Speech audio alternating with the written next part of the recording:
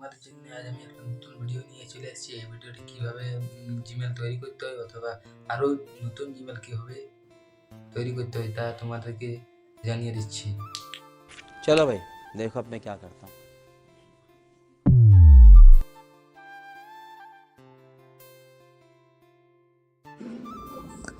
Gmail অপশানে click করে আগের যে জিমেলটা থাকবে ওইখানে ক্লিক করবে। অ্যাড অ্যানাদার অ্যাকাউন্ট অপশানে ক্লিক করে গুগল অ্যাকাউন্টে ক্লিক করে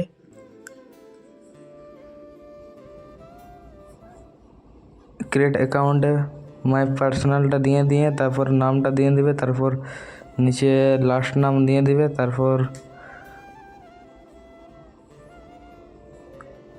আপনার ডেট অফ বার্থটা,